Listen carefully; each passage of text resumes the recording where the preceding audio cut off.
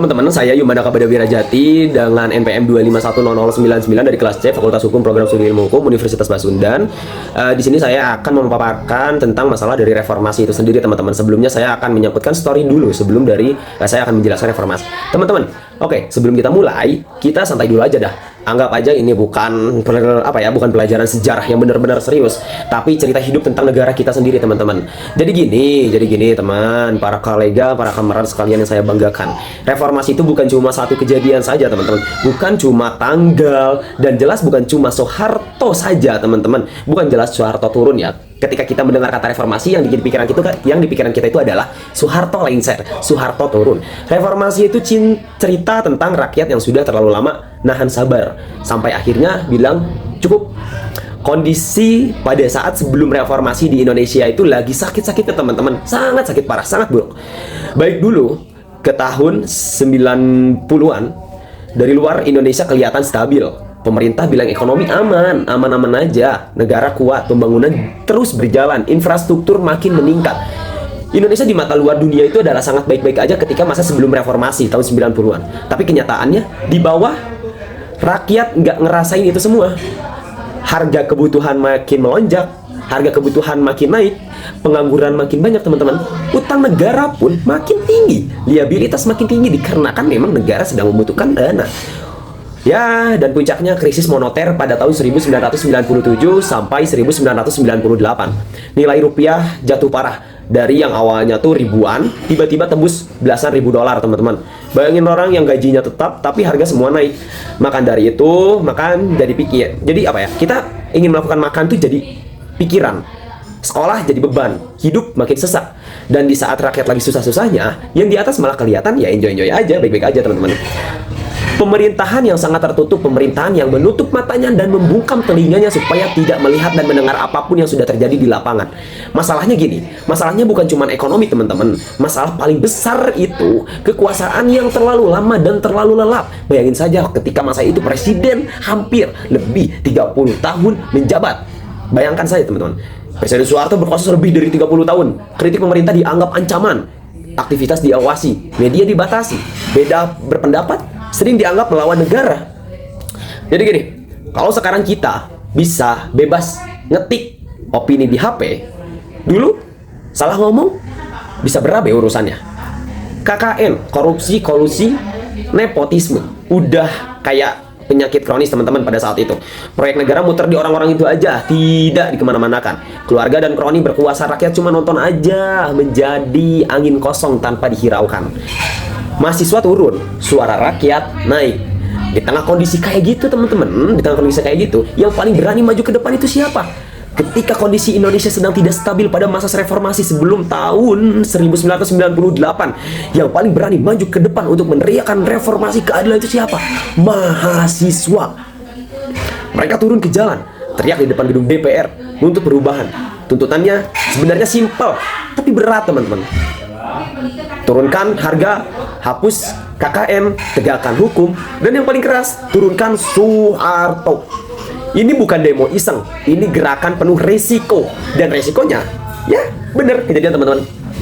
Tragedi Trisakti titik balik. Nah ini nih resiko yang terjadi pada saat kejadian tersebut. Pada tanggal 12 Mei 1998, mahasiswa Universitas Trisakti demo damai, tapi berakhir tragis, teman-teman. Ini sangat disayangkan.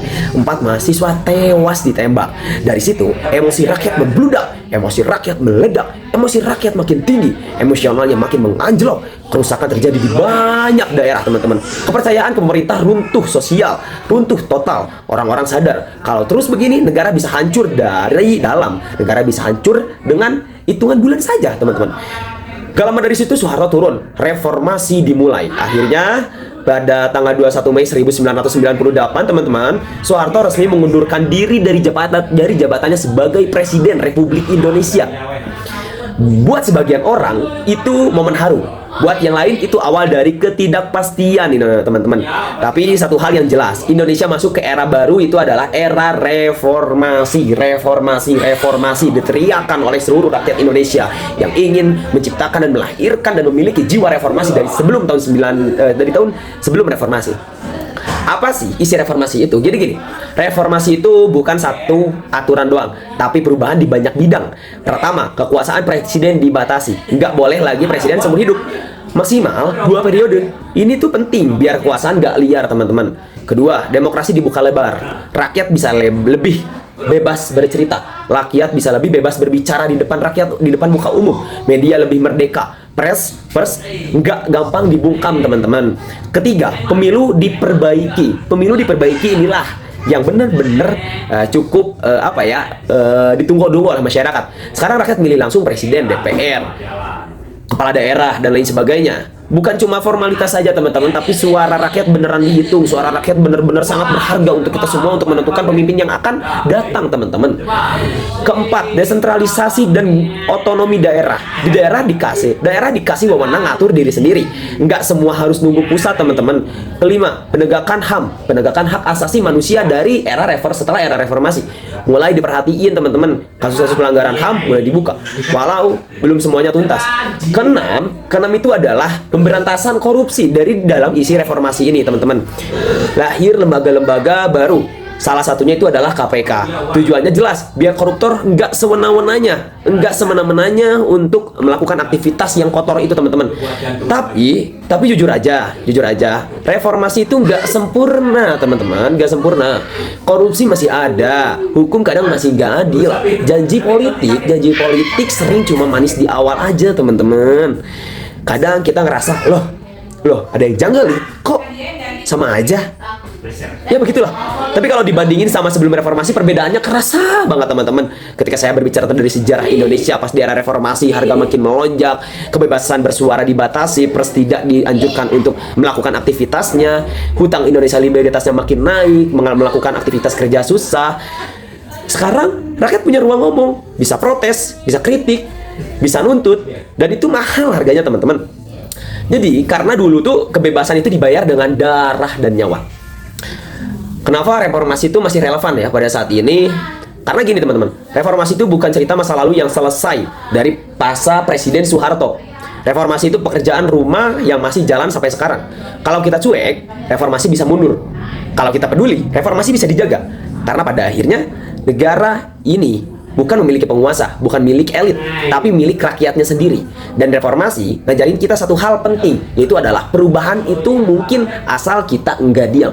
Perubahan itu mungkin asal kita tidak diam, teman-teman. Cukup sekian dari saya mungkin terkait pembahasan dari reformasi ini, teman-teman. Semoga teman-teman dapat mengaplikasikannya terhadap kehidupan sehari-hari jika pun bisa, dan semoga juga ini menjadi tambahan wawasan yang baru bagi teman-teman semua, dan jangan sampai sejarah ini hilang ditelan oleh zaman, teman-teman. Ini harus dikembangkan dan ini harus kita pelajari juga, teman-teman. Semoga teman-teman sehat di sana, jaga kesehatan karena kondisi sekarang lagi kurang baik. Cukup sekian dari saya, Yumandaka dengan NPM 2510099 dari kelas C. Assalamualaikum warahmatullahi wabarakatuh.